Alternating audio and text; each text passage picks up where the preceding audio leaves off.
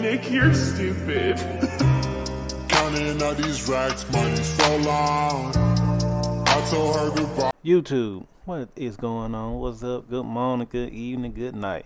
It's your boy Rex here, and today we're gonna react to worst songs of 2023. Kind of an old head, as the young kids say, 29. So, anyway, I'm really listening. I don't know. I don't really listen to a lot of music. Well, not this year. I say this year, I really don't listen to a lot of music. I listen to my favorite artist right now. Probably 4 years, probably The Weeknd. The Weeknd been putting in a lot of work. I love The Weeknd. Just started listening to him. Yeah, probably about 4 years ago. I'm late as fuck, but hey, it is what it is. Lil Wayne was definitely my top all time. Future. I been listening to a lot of Key Locks. I caught up on all my Key Locks. I used to listen to Don Trip. I got to get back into Don Trip. Lotto, definitely listen to Lotto. Ice Spice, when she was dropping. Chica, Big Scar, Big Lip, Big Scar, what her name is, I forgot her name. Yeah, that's about it. I probably need to start listening. Next year I'm gonna try to venture out. Cause this year I just been on a cruise control, just listening to whatever the fuck I want to, for real. But anyway, let's see what was the worst song of 2023. I wonder who on this list. Can't be too crazy. When that much music. I wouldn't say it's been a great year, but it certainly hasn't all been bad. I will say the bad songs, however, stuck out like a sore thumb this year. Definitely. Maybe a little more than usual. Exactly. But nonetheless, let's hop right into discussing them. K-pop with Travis Scott, Bad Bunny, and The Weeknd. With a song this heavy loaded with star power, you'd expect it to be one of the year's most inescapable hits. Yet it left virtually no footprint. And upon first listen, it was clear to see why. It's a genuine... Yeah, I never heard of that song. Never heard of it. I should have, but never heard of it. Only boring song with super generic production. I just don't understand how three of the biggest artists in the world, who all have very distinctive styles, can create something so devoid. It's kind of like the NBA. You got a big three. They all ain't gonna work the first time. Besides the Warriors, they ain't work. Did they work the first time with KD? I think they did, but hey, that's a rare occasion. Yeah, it's not really gonna work the first time unless they just sat there and recorded a bunch of songs. I'm quite sure they didn't, but yeah, I ain't never heard the song. Void of personality or presence. Next song is Search and Rescue by Drake. What would a normal year in popular music look like without Drake releasing? This song was actually fire. I don't know what the hell he talking about. It was the song. I forgot how I gotta look it up. But I'm quite sure that song was fire. I think I actually like this song. I gotta look it up. Sing a bad or mid song at this point. It's so predictable. I'm kind of wanting him to shock me and release something as good as his earlier days. But Drake has proven to be quantity over quality. And if his last few albums... Take Care was crazy. They ain't gonna release nothing like that again. For All the Dogs. Yeah, that wasn't it. It's a couple songs, I ain't gonna lie. It's about 5 songs I like on that album. It ain't a bunch though. Have proven anything is that Drake is just not in great artistic shape. Search and Rescue sounds devoid of any and all character.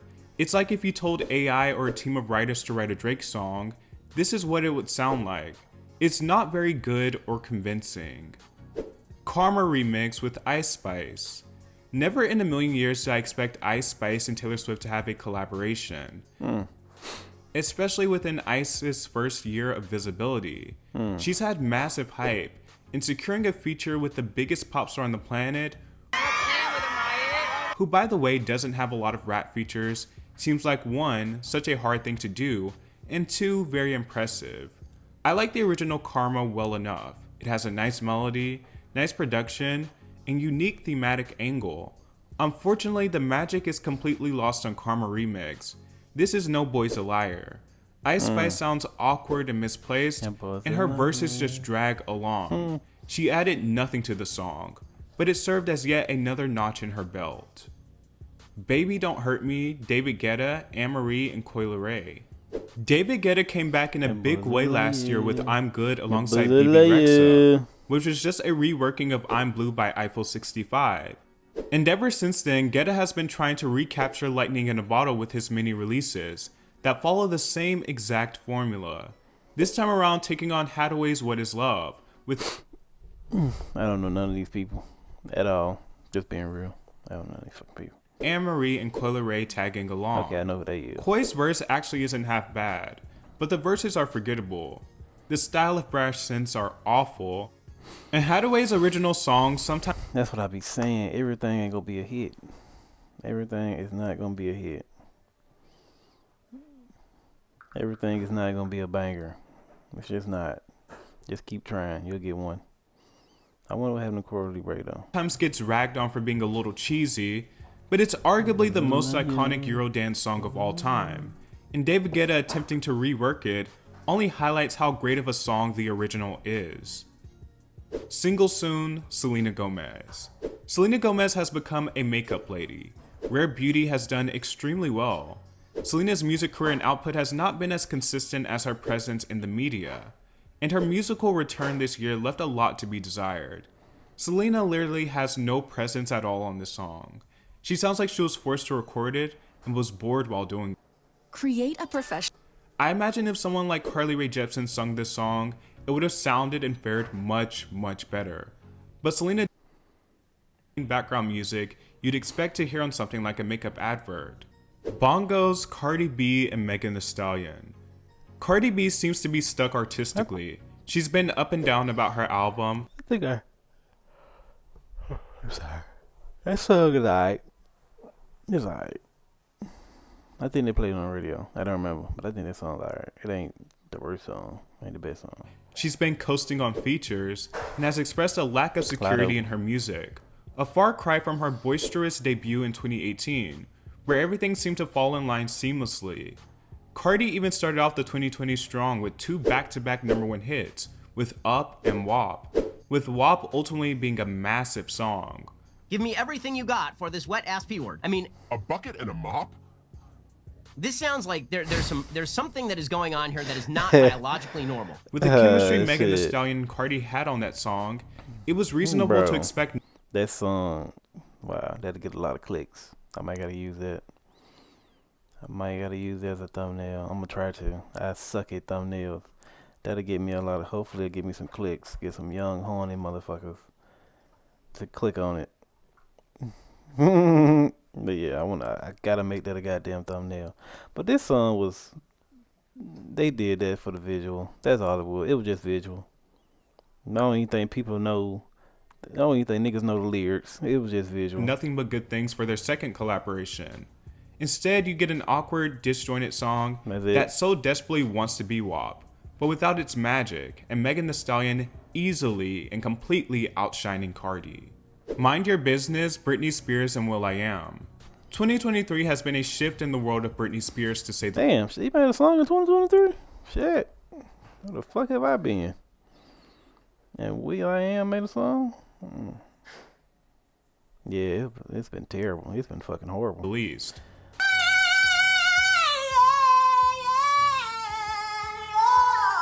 Post-conservatorship Britney is drastically different, which is expected, but I always wondered how this would materialize into music, if any at all. I didn't expect Britney to return to music, and yet she came back with 2 songs with 2 very different male collaborators. One with Elton John, who has been reworking a lot of his old material into the modern landscape, and will.i.am, who Britney previously had a massive hit with Scream and Shout, and he was also behind the mess of Britney Jean. And yet, the song they released sounds like an outtake from that era. The woman singing on the track Never heard of it. barely sounds like Never Britney heard of Spears. It's robotic, but not in the cool with intent type of way.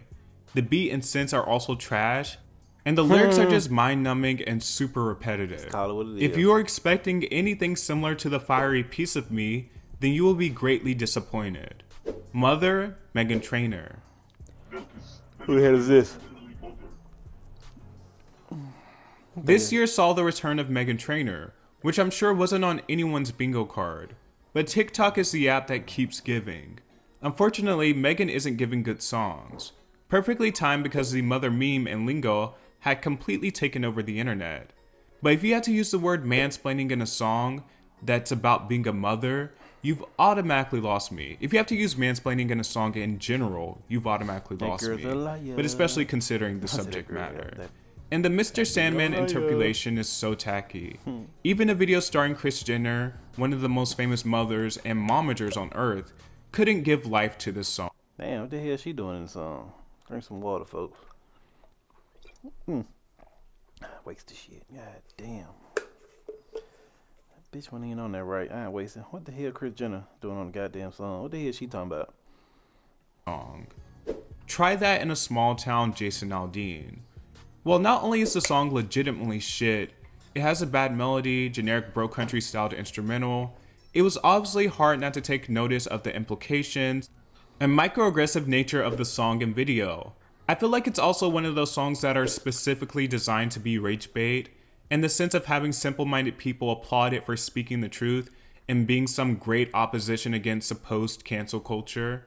It's just a stinker in every way. Hands on Me, Jason Derulo, and Meghan Trainor.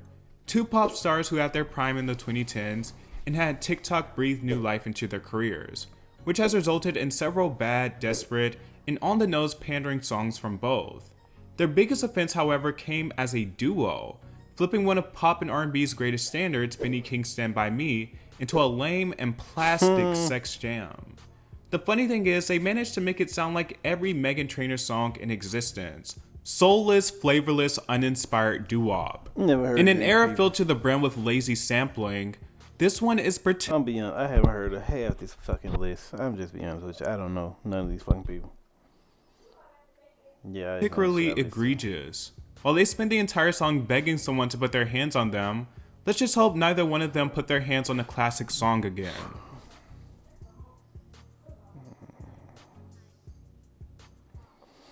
I ain't gonna lie.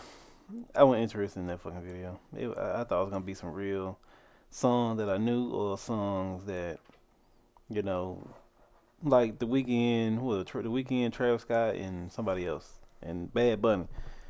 I mean, I would have thought it'd been like people I actually know. I don't know none of these fucking people.